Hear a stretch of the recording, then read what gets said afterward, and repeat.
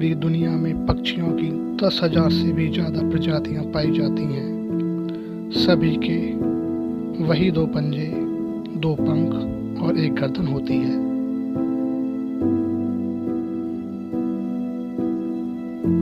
लेकिन इन्हीं में से एक ऐसा पक्षी है जिसकी एक अलग ही पहचान है, जो आसमान का सीना चीर के हजारों मीटर ऊपर 120 किलोमीटर प्रति घंटे की रफ्तार से उड़ता है, जो खुद के कई गुना अधिक वजन के शिकार को भी अपने पंजों में दबोचकर उड़ जाता है और इसीलिए उसे पक्षियों का राजा कहा जाता है, जिसे हम बाज के नाम से जानते हैं। और एक बाज इतना ऊंचा मुकाम हासिल करता है अपनी ट्रेनिंग और अपने पुनर्जन्म की वजह से। यदि आप भी इस दुनिया में एक मुकाम हासिल करना चाहते हैं तो एक बाज के बाज बनने का पूरा सफ़र आपको जानना होगा, क्योंकि 25 से 30 की उम्र में आने के बाद भी लोगों को रिस्क लेने में डर लगता है। लेकिन एक बाज के जीवन की शुरुआत ही रिस्क से होती है। जिस उम्र में बाकी पक्षियों के बच्चे सिर्फ चींची करना सीखते हैं, उस उम्र में एक मादा बाज अपने बच्चों को पंजों में दबोचकर हजारों मीटर आसमान की ओर उड़ जाती है, उसे ये बात बताने के लिए कि तेरा जन्म आसमान का सीना चीर के सबके ऊपर उड़ने के लिए हुआ है। तेरा जन्म पक्षियों का बादशाह बनने के लिए हुआ है। जमीन से हजारों मीटर ऊपर ले जाकर मादा बाज अपने पंजों से उसे छोड़ देती है और यहीं से शुरू होती है उसकी हाई रिस्क ट्रेनिंग। जो चूजा जमीन की तरफ तेजी से गिरने लगता है, थोड़ा नीचे आता है तो उसके पंख खुलने लगते हैं। नीचे आते आते वो अपने पंख फड़फड़ाने लगता है, लेकिन वो अभी तक उड़ना नहीं सीखा है। वो ज़मीन से कुछ ही ऊपर होता है। ऐसा लगता है कि कुछ ही सेकंड में उसका जीवन समाप्त हो जाएगा, लेकिन अचानक एक पंजा उसे अपनी गिरफ्त में ले लेता है और वापस आसमान में उड़ जाता है। वो पंजा होता है उसकी माँ का, जो उसके पीछे उड़ रही थी। उसकी ये ट्रेनिंग तब तक चलती रहती है जब तक वो उड़ना नहीं सीख जाता है। इतनी हाई रिस्क ट्रेनिंग होने के बाद इस दुनिया को एक बाज मिलता है।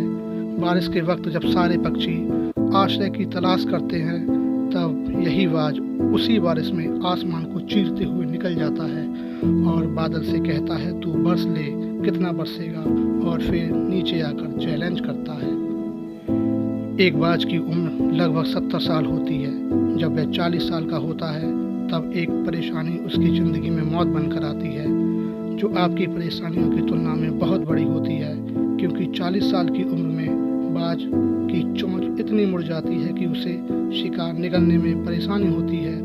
उसके पंख भारी हो जाते हैं, छाती से चिपकने लगते हैं, जिससे उड़ना बहुत मुश्किल हो जाता है। उसके पंजे लंबे और लचीले हो जाते हैं, जिससे वो शिकार को सही ढंग से नहीं पकड़ पाता। अब उस बाज के पास सिर्फ 3 रास्ते होते हैं। पहला, वो अपने शरीर का त्याग कर दे।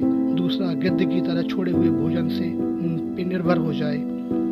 तीसरा, सबसे कठिन और पीड़ादायक रास्ता, अपने आप को पुनः स्थापित कर फिर से आसमान का सीना चीर कर उड़ने का।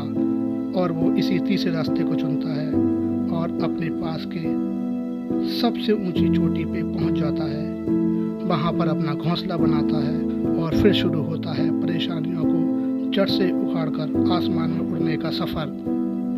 वह अपनी चोंच को एक चट्टान पर मार मार कर तोड़ देता है, लहू लुहान हो जाता है और इंतजार करता है नई चोंच के आने का। उसके बाद अपनी नई चोंच से अपने पंजों को काट देता है और फिर इंतजार करता है नए पंजों के आने का।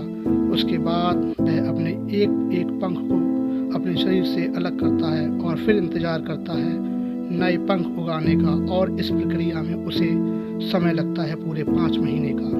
इन 5 महीनों के कड़ी तपस्या के बाद बाज का पुनर्जन्म होता है। वो फिर से तैयार हो जाता है आसमान का सीना चीर कर उड़ने के लिए। दोस्तों, बाज की ये ट्रेनिंग हमें बहुत बड़ी सीख देती है कि अगर रिस्क लेना पड़े तो लो। अपने फील्ड में अपने आप को इतना ट्रेन कर लो कि उस फील्ड में आपसे ऊपर उड़ने के बारे में यदि कोई सोचे तो उसके पसीने छूट जाएं। आप अपने फील्ड के बादशाह कहलाओगे। Please share and subscribe.